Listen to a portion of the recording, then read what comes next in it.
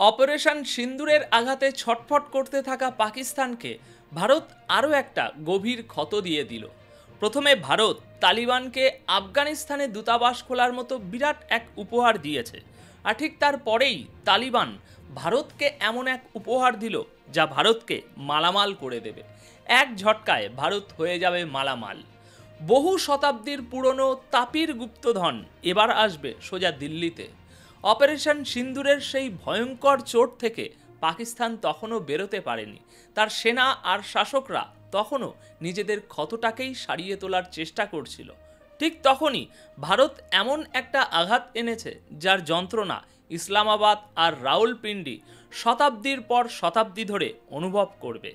দেখুন, এটা সীমান্তে করা কোনো সামরিক অভিযান নয়, এটা কোনো মিসাইল পরীক্ষাও নয়, এটা তার চেয়েও অনেক বেশি বিপজ্জনক কূটনীতির সেই ব্রহ্মাস্ত্র যা পাকিস্তানের অস্তিত্বকেই বিপদের মুখে ফেলে দিয়েছে। ভারত এমন একটা চাল দিয়েছে যা শুধু পাকিস্তানের কৌশলগত গভীরতার সবচেয়ে বড় স্বপ্নটাকেই চুরমার করে দেয়নি, বরং ভারতকে মালামাল করে দেওয়ার মতো একটা গুপ্তধনের তালাও খুলে দিয়েছে। যে গুপ্তধনের উপর পাকিস্তান এতদিন ধরে কুণ্ডলি মেরে বসেছিল। একদিকে ভারত কাবুলে নিজেদের দূতাবাস খুলে অর্থাৎ তালিবানকে বিশ্বের দরবারে সবচেয়ে বড় স্বীকৃতি দিয়ে পাকিস্তানের মুখে একটা জোরদার আঘাত করেছে, তো অন্যদিকে তালিবানও রিটার্ন গিফট হিসেবে ভারতকে এমন কিছু তুলে দিয়েছে যার মূল্য বিলিয়ন ট্রিলিয়ন ডলারেও পরিমাপ করা যাবে না। হ্যাঁ, তালিবান ভারতের সেই স্বপ্ন পূরণ করার দায়িত্ব নিয়েছে যা ভারতকে বিশ্বের সবচেয়ে বড় শক্তিধর দেশগুলোর মধ্যে একটি করে তুলতে পারে, আর সেই স্বপ্নটা হলো তাপি গ্যাস পাইপলাইন। কিন্তু কি এই তাপি প্রজেক্ট যা ভারতকে মালামাল করে দেবে, আর কিভাবে তালিবানের এই একটা পদক্ষেপ পাকিস্তানকে কাঙাল করে দেবে? আমরা এই বিরাট খেলার এক একটা স্তর খুলব, তাই এই ভিডিওর শেষ পর্যন্ত আমাদের সাথে থাকুন। তালিবানের মাস্টার স্ট্রোক মোল্লা বারদার রাওয়ালপিন্ডিকে দিয়েছে 440 ভোল্টের ঝটকা।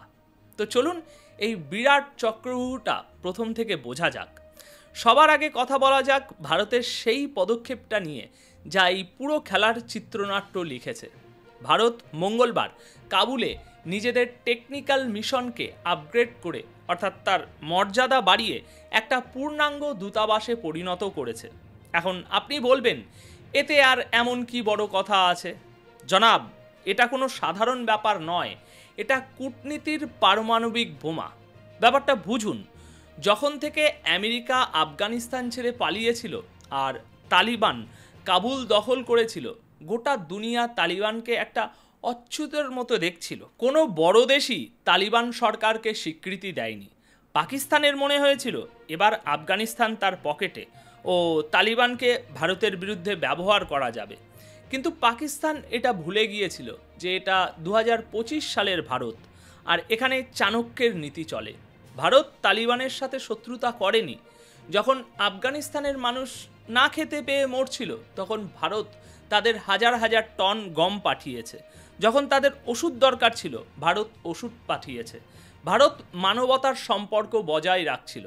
আর এখন যখন সঠিক সময় এলো, ভারত কাবুলে নিজেদের দূতাবাস খুলে গোটা বিশ্বকে এই বার্তা দিয়ে দিল যে আফগানিস্তানের আসল বন্ধু, আসল শুভাকাঙ্ক্ষী পাকিস্তান নয়, বরং ভারত। এটা তালিবানকে অঘোষিতভাবে স্বীকৃতি দেওয়ার মতোই। এটা সেই সম্মান যা তালিবান চীন বা পাকিস্তানের থেকে কোনোদিনও পায়নি। এটা ছিল ভারতের সেই চাল যা পাকিস্তানের কৌশলগত গভীরতার সেই স্বপ্নটাকে ভেঙে দিয়েছে, যেখানে পাকিস্তান আফগানিস্তানকে নিজের গোলাম বানাতে চেয়েছিল। যেই মুহূর্তে ভারত এই চালটা দিল, তালিবানের পদক্ষেপটা দেখার মতো ছিল। পাকিস্তানের মনে হয়েছিল যে তালিবান তার প্রতি কৃতজ্ঞ থাকবে, কিন্তু তালিবান যা করলো তাতে রাওয়ালপিন্ডির জেনারেলরা একেবারে হতবাক হয়ে গেল। তালিবান ভারতের এই সম্মানের বদলে এমন একটা রিটার্ন গিফট দিল যা সরাসরি ভারতের কোষাগার ভরতে চলেছে। ভারতের দূতাবাস খোলার খবরটা আসে, আর ঠিক সেই সময়েই তালিবান সরকারের সবচেয়ে বড় আর সবচেয়ে শক্তিশালী মুখ উপপ্রধানমন্ত্রী মোল্লা আব্দুল গনি বারদার নিজে তাপি গ্যাস পাইপলাইন প্রজেক্ট পরিদর্শন করতে পৌঁছে যান। ইনি কোনো ছোটোখাটো কর্মকর্তা নন, ইনি তালিবানের সেই নেতা যিনি আমেরিকার সাথে চুক্তি করেছিলেন। তিনি নিজে তাপি প্রজেক্টে যাওয়াটা শুধু একটা পরিদর্শন ছিল না, এটা ছিল ভারতের জন্য একটা গ্যারেন্টি, এটা ছিল পাকিস্তানের জন্য একটা হুমকি, এটা ছিল তালিবানের খোলাখুলি ঘোষণা যে এখন আফগানিস্তানের ভবিষ্যৎ ইসলামাবাদের ভিক্ষের উপরে নয়, বরং নয়াদিল্লির বন্ধুত্বের উপর চলবে।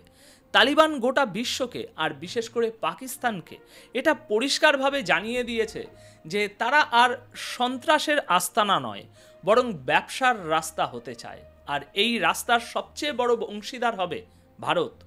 এখন আপনারা ভাবছেন যে আসলে এই তাপি জিনিসটা কি, আর কেন মোল্লা বারদারের সেখানে যাওয়া ভারতের মালামাল হয়ে যাবে। তো শুনুন, তাপি হলো 4টে দেশের নামের সংক্ষিপ্ত রূপ: তুর্কমেনিস্তান, আফগানিস্তান, পাকিস্তান আর ইন্ডিয়া। এটা একটা গ্যাস পাইপলাইনের সেই মহাপ্রকল্প যা কয়েক দশক ধরে আটকে ছিল। তুর্কমেনিস্তান হলো সেই দেশ যা প্রাকৃতিক গ্যাস ভাণ্ডারের উপর বসে আছে, তার কাছে বিশ্বের 4র্থ বৃহত্তম গ্যাস ভাণ্ডার রয়েছে।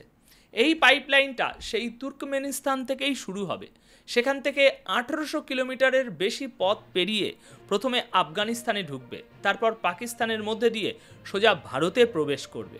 এটা কোনো সাধারণ পাইপলাইন নয়, এটা হলো শক্তির গঙ্গা, যা প্রতি বছর 33 বিলিয়ন কিউবিক মিটার প্রাকৃতিক গ্যাস সরাসরি ভারতের মাটিতে বয়ে আনবে। এই প্রজেক্টটা শুধু এই কারণেই আটকে ছিল কারণ আফগানিস্তানে অস্থিরতা ছিল আর পাকিস্তান বদমাইশি করছিল।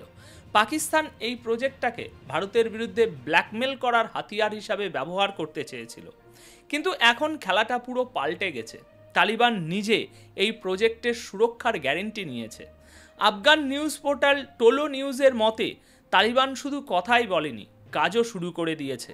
আফগানিস্তানের মাটিতে কয়েক কিলোমিটার পাইপলাইন পাতা হয়ে গেছে, আর পরের কিছু কিলোমিটারের জন্য জমি পরিষ্কার করে পাইপ পাতার প্রস্তুতিও শেষ। তুর্কমেনিস্তান থেকে পাইপলাইনের বড় বড় সরঞ্জামও আফগানিস্তানে পৌঁছে গেছে। এমনকি তুর্কমেনিস্তানের রাষ্ট্রপতি নিজে বলেছেন যে তাপি তাদের সর্বোচ্চ অগ্রাধিকার, আর তারা এটা যে কোনো অবস্থাতেই সম্পূর্ণ করবেন। তালিবানের উপপ্রধানমন্ত্রী মোল্লা বারদার বলেছেন যে এটা শুধু পাইপলাইন নয়, এটা হলো বিশ্বাসের সেতু।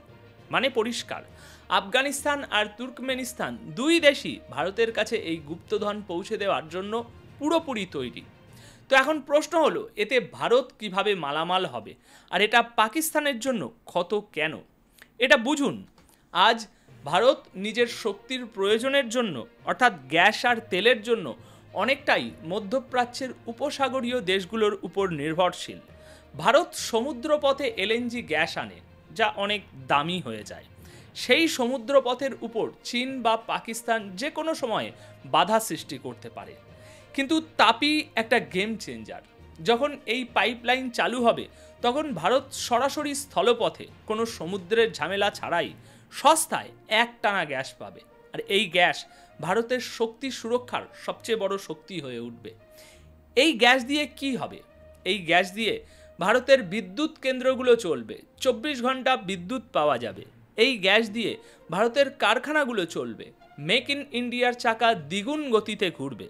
এই গ্যাস দিয়ে ঘরোয়া গ্যাসের যোগান সহজ হবে, সিএনজি সস্তা হবে, আর যখন শক্তি সস্তা হবে তখন কারখানায় জিনিসপত্রও সস্তাতে তৈরি হবে। এটাই হলো মালামাল হওয়ার আসল মানে। আর এই সব কিছু কার জন্য হচ্ছে? তালিবানের সেই গ্যারেন্টির জন্য, যা তারা ভারতকে রিটার্ন গিফট দিয়েছে। এবার আসা যাক এই খেলার সবচেয়ে বড় শিকার অর্থাৎ পাকিস্তানের কথায়। পাকিস্তান এখনো পর্যন্ত নিজেকে গেটওয়ে টু সেন্ট্রাল এশিয়া অর্থাৎ মধ্য এশিয়ার দরজা বলে মনে করত। তাদের মনে হতো ভারতকে যদি মধ্য এশিয়ার গুপ্তধন, গ্যাস, তেল, খনিজ পর্যন্ত পৌঁছাতে হয় তাহলে ভারতকে পাকিস্তানের সামনে ঝুঁকতে হবে, অনুনয় বিনয় করতে হবে। তাপি পাইপলাইন পাকিস্তান হয়ে যায়, তাই পাকিস্তানের এই ভ্রম হয়েছিল যে সে যখন খুশি কল বন্ধ করে ভারতকে ব্ল্যাকমেল করতে পারবে। কিন্তু ভারতের চাণক্য নীতি ওকে ওর নিজের খেলাতেই হারিয়ে দিয়েছে।